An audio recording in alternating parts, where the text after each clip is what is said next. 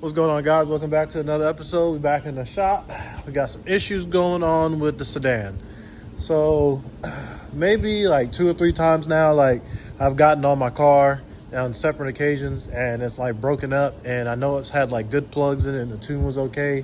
And the only thing that I could think of that was going on with it was the injectors. And when I pulled my injectors out, I probably pulled these out again on this video and show you all the bottom of the injectors, but it had a bunch of gunk on the bottom of the injectors. And I was like, this is because of the E85. I haven't driven my car like maybe for a week at one point because I was out of town, and I came back home and I drove it, tried to get on it, broke up, and I was like, So I changed the plugs. The plugs are kind of fouled out, and I changed the plugs, drove it again, still broke up, came back the next day to the shop and pulled the injectors out and clean them. And one of them, whenever it was getting more duty cycle, it would basically close the injector. So I put it in an ultrasonic cleaner, cleaned it out, and put them in the car, did a hit, the car was fine. And then 2 days later, did the same exact thing, pulled the injectors out, looked at the bottom injectors, a bunch of gunk on the bottom injectors, cleaned the injectors again, and then made another hit, car was fine. Hasn't done it since I've cleaned injectors, but I have noticed that not noticed, but I know that I have the car on like regular regular rubber line, and not on like a PTFE line,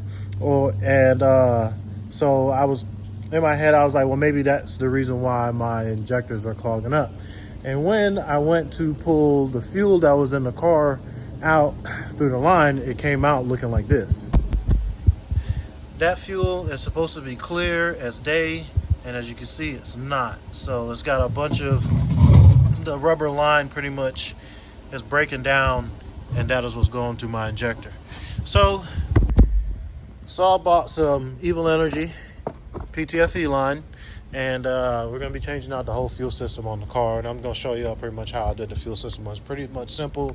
I got an Amazon 15-gallon fuel cell in the car, and then I have 10 AN going to the pump, and then 8 AN going from the pump all the way to, actually, no, I think part of it's like 10 AN to the rail, but I'm going to change it all to 8 AN, and or I might just do 10 AN from the filter to the rail.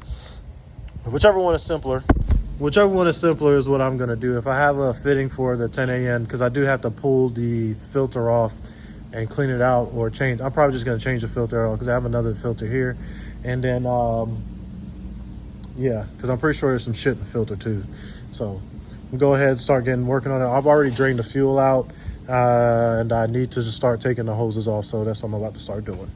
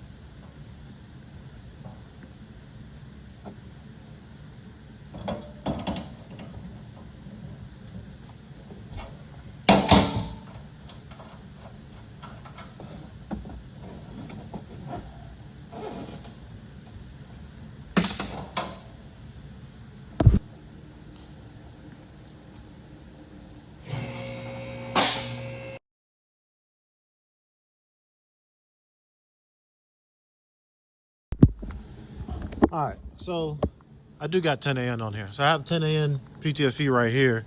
So the only place that the fuel lines could be deteriorating in is either this part of the return line, this part of the feed, because I think this is, no, that's PTFE too, but I'm going to change this fitting because I have some 6 AN PTFE fitting. So I'm going to change this line to PTFE, and the line that is going from the filter to the rail. So those are the only two lines that I really need to change to PTFE.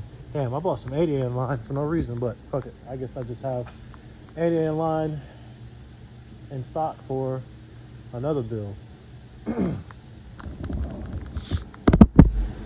So yeah, I just took the filter apart, and boy, this shit's fucking cooked. So I'm gonna be definitely changing that out.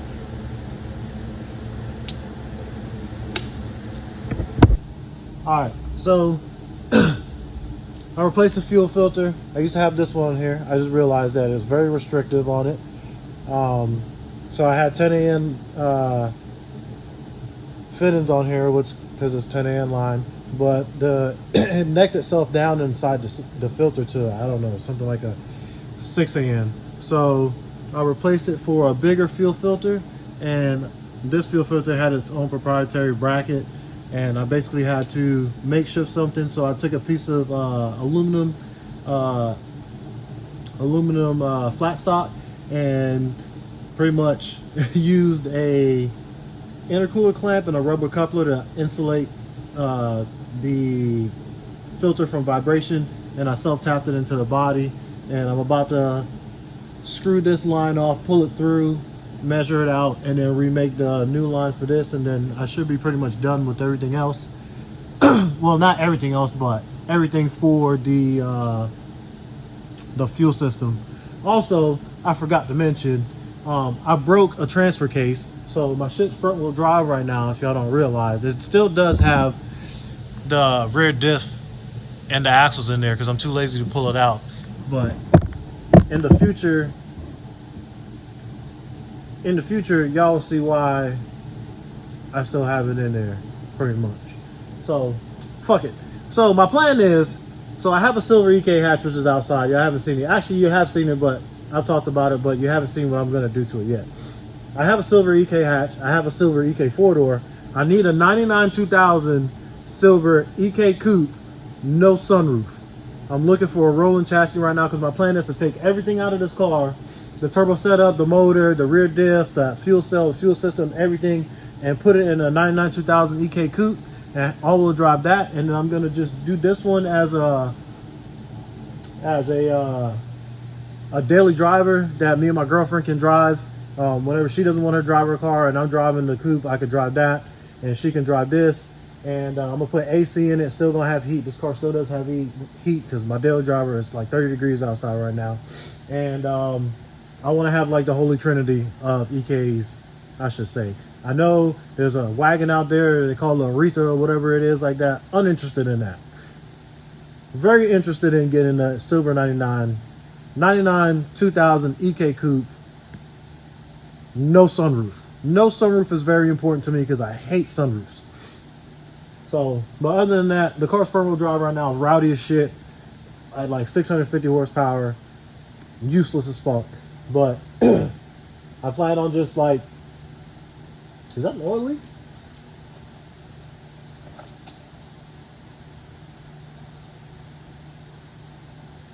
I gotta figure out where that's coming from. It's not leaking, but it's like saturated. But anyway, really want to have like the holy trinity of EKs, and yeah, after that I'm pretty much done building Hondas.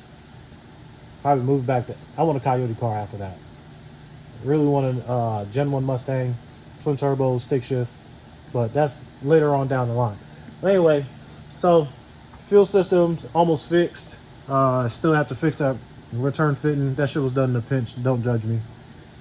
Also, these lines were done in a pinch too, because this is what I had laying around. If I would have knew better, I would have did better. Nah, I wouldn't have. I would have still done the same shit and then had to go through this later on. But we're here now. We're fixing the problem. And yeah.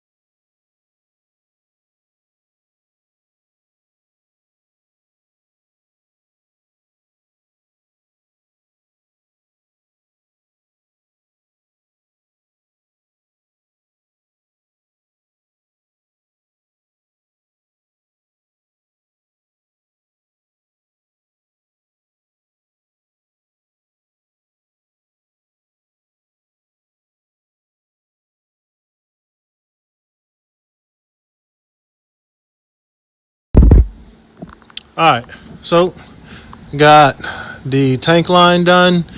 Got a little vent right here. Been needing one for a long time. Shipment smelled like E85 in the car way too long.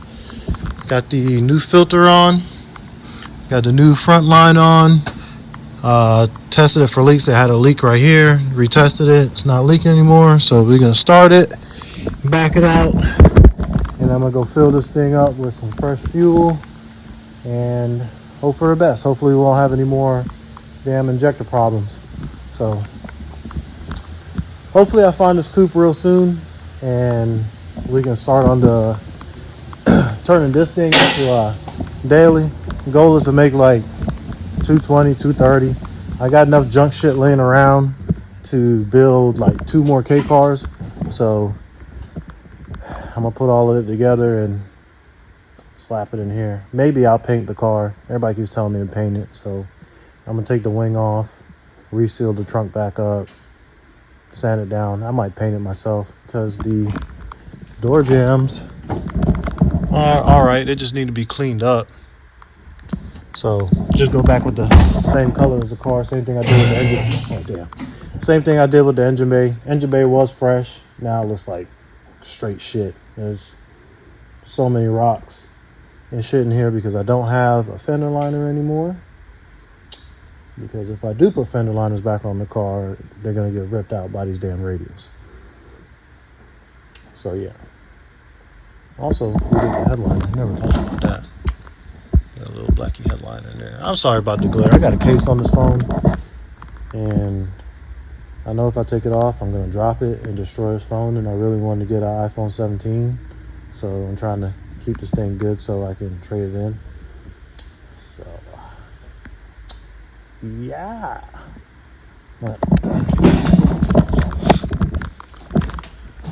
New line is in, away from the turbo, away from everything else. Won't interfere with the shift mechanism. So I am going to start it up now.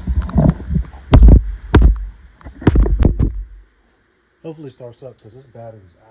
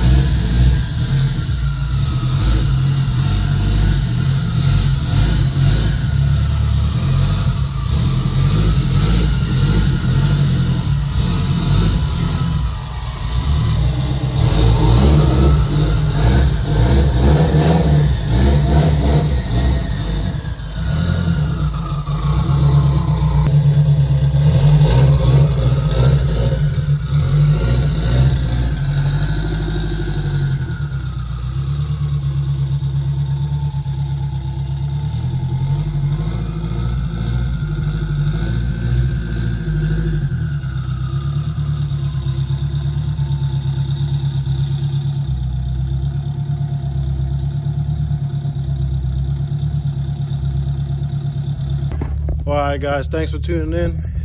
If you got any fuel system questions, you can just email me, message me on Facebook, or message me on Instagram, or you can leave some questions in the comments down below. And as always, thanks for oh damn, I gotta turn these lights off. Thanks for tuning in. Comment, like, share, subscribe, and I'll see you guys in the next upload.